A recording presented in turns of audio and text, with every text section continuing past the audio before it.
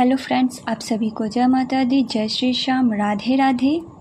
आज हम लोग जानेंगे थाट के बारे में।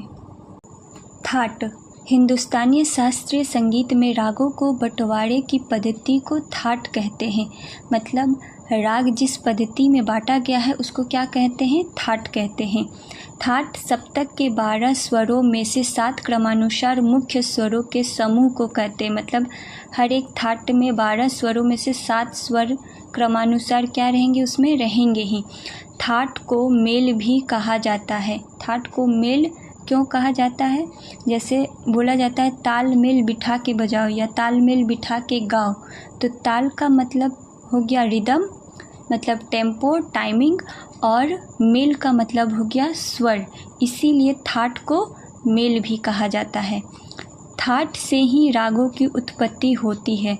थाटों के नाम पर जो राग होते हैं उन्हें आश्रय राग और सभी रागों को जन्य राग कहते हैं। मतलब जो राग थाट के नाम पर होते हैं उनको आश्रय राग कहते हैं, और जितने भी राग होते हैं उनको क्या कहा जाता है? जन्य राग कहते हैं। थाट उत्तर भारतीय संगीत का एक मूल पैमाना है।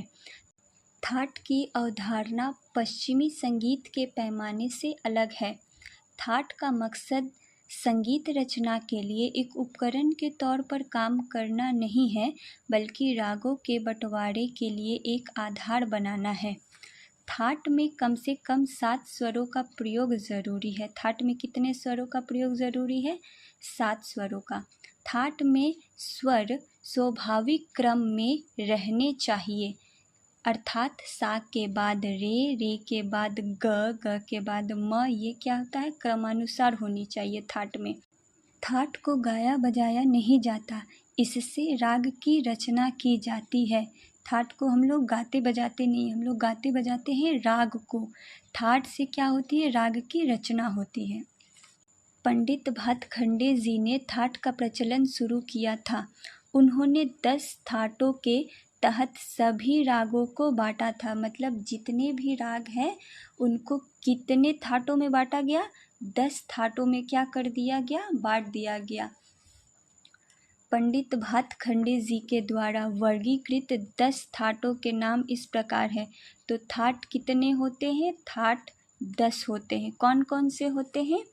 कल्याण थाट, बिलावल थाट, खमास थाट, काफी थाट, पूर्वी थाट, मारवा थाट, भैरव थाट, भैरवी थाट, असावरी थाट और तोड़ी थाट। ये क्या है? 10 थाटों के नाम हैं। थाट राग पद्धति में स्वर साम्य का बहुत अधिक ध्यान रखा गया है।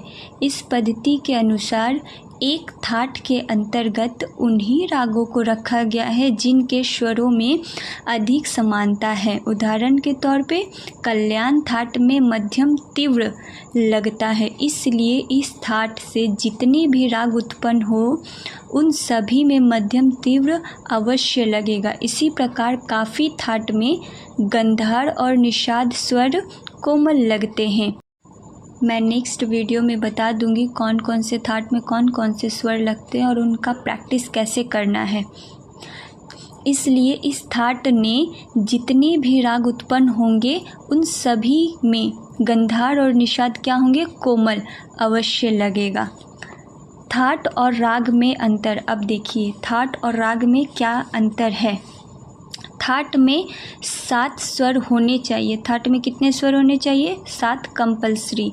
बट राग में 5 भी हो सकते हैं, 6 भी हो सकते हैं, 7 भी हो सकते हैं। थाट में 7 स्वर क्रम में होने चाहिए। जैसे थाट में क्या होगा? सा के बाद रे, रे के बाद ग, ग के बाद म। भले ग शुद्ध हो या फिर कोमल हो, लेकिन रे के बाद ग होना चाहिए, ग के बाद म होना चाहिए। लेकिन राग में स्वर किसी भी क्रम में हो सकते हैं। मतलब कोई स्वर स्किप भी कर सकता है, जैसे सा, फिर रे, फिर कोमल ग, फिर प, म स्किप कर दे, ऐसे भी होते हैं। थाट में केवल आरोह स्वर होता है। राग में आरोह के साथ साथ अवरोह भी होना चाहिए। थाट का मधुर होना आवश्यक नहीं है। थाट का मधुर होना आवश्यक नहीं है क्योंकि ना इनको गाया जाता है ना ही बजाया जाता है, परंतु राग मधुर होना चाहिए। थाट किसी भावना को व्यक्त नहीं करता। थाट जब गाया बजाया नहीं जाता तो ये भावना व्यक्त नहीं करता है। भावना कौन व्यक्त करता है? राग। थाटों में वादी या समवादी नहीं होती है। राग में एक वादी और एक समवादी होना आवश्यक है। आज हम लोगों ने थाट के बारे में जाना। थाट को मेल भी कहा जाता है, ये भी जाना। आश्रय राग और जन्य राग किसे कहते हैं, ये जानकारी ली। थाट की विशेषता के बारे में जाना। कितने थाट होते, 10 थाट होते हैं, ये भी जानकारी ली। 10 थाटों के नाम भी जाने।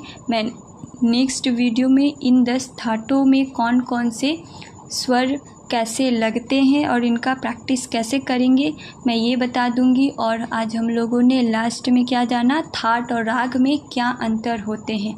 उम्मीद करती हूँ आप सभी को अच्छे से समझ में आया होगा। यदि कोई भी डाउट हो तो आप कमेंट में पूछ सकते हैं। आप सभी का बहुत बहुत धन्यवाद।